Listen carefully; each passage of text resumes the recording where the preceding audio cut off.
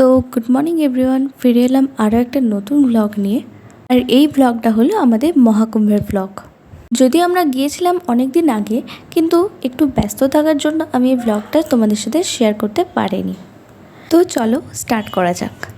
দিনটা ছিল 22/2/2025। আমরা ঠিক 9:30 নাগাদ আমাদের জার্নি স্টার্ট করেছিলাম। তো প্রথম অনেকটাই ভালো লাগছিল, কারণ মেঘলা আকাশ ছিল, হালকা হালকা বৃষ্টিও পড়ছিল। তো সব মিলিয়ে মনটা বেশ ভালোই হয়ে গেল। আর গাড়িও আমাদের খুব স্পিডে চলছিল, তো দেখতে বেশ ভালোই লাগছিল। তো এইভাবে আস্তে আস্তে অনেকটা পথ জার্নি করার পর মাঝ রাস্তায় এখানে দেখলাম যে সবাই পতাকা লাগাচ্ছে। তো আমরাও কেন বাকি থাকলাম, আমরাও একটা লাগিয়ে নিলাম। এইভাবেই 5 থেকে 10 মিনিট ব্রেক নেওয়ার পর একটু খিদেও পাচ্ছিল, তাই ভাবলাম একটু চা খেয়ে নেওয়া যাক। তাই এই চায়ের দোকানটা দাঁড়িয়ে আমরা সবাই মিলে একটু চা খেলাম, তারপর আবার আমাদের জার্নি স্টার্ট করলাম। আর ঘুরতে যাওয়া মানে মৌজ মাস্তি হবে না, তা কি কখনো হয়? তো সবাই মিলে বেশ ইয়ার্কি ঠাট্টা করতে করতেই যাচ্ছিলাম, বেশ ভালো লাগছিল। আর একে দেখো চাদরটা পুরো ঢাকা নিয়ে নিল। তারপর ফাইনালি একটু মুখটা দেখালো। যাই হোক, যদিও এনার সাথে খুনসুটি তো সারাক্ষণই লেগে থাকে। আর এইভাবে কথা বলতে বলতে আমরা ঠিক বিহারে ঢুকে গেলাম। বিহারে ঢোকার সঙ্গে সঙ্গে দেখি একটা অন্যরকম পরিবেশ। তখন রোদও উঠেছিল, আর পাহাড়গুলো দেখতে এত সুন্দর লাগছিল যে বলার নয়।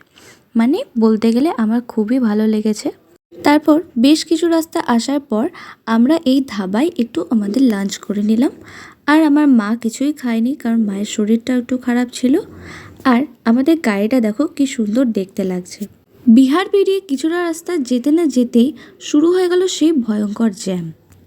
এইভাবে 2-3 ঘন্টা জ্যামে থাকার পর খুব বোর লাগছিল। তারপর ঘড়িতে দেখলাম যে 5:10 বাজছে। আমরা সেই 3টের থেকে জ্যামে আটকে ছিলাম। তো ভাবো কতটা জ্যাম ছিল। আর এখনও ঠিক সেমভাবে জ্যামে আটকে আছি। আর এইভাবে সন্ধেও হয়ে গেল, আর আমরা একটু একটু করে এগোতে থাকলাম জ্যামের মধ্যে দিয়ে। তারপর আর কি, এভাবেই রাত হতে থাকলো, আর আস্তে আস্তে মুডটাও অফ হয়ে গেল। এরকম জ্যামের মধ্যে দিয়ে টানা বিকেল থেকে দাঁড়িয়ে আছি। আর এমনিতেও প্রচুর খিদেও পেয়েছিল। তখন বাজছিল প্রায় 12টা। না কোনো হোটেল খোলা ছিল না কিছু।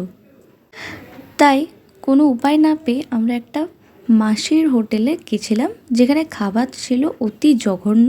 সে নামমাত্র খেয়ে আমরা আবার আমাদের জার্নি স্টার্ট করেছিলাম। তারপর আমাদের ড্রাইভার এই জ্যামটাকে এড়ানোর জন্য একটা সুন্দর গ্রামের রাস্তা বেছে নিয়েছিল, যে রাস্তাটা ছিল অতি অসাধারণ। আর যদিও আমরা কোনো রাস্তা চিনতাম না, অন্য গাড়িগুলোকে ফলো করে আমরা আস্তে আস্তে এগিয়ে গেছিলাম। এই ব্যাপারটা খুবই মজার লেগেছিল আমার। তখন বাজছিল প্রায় 3টে।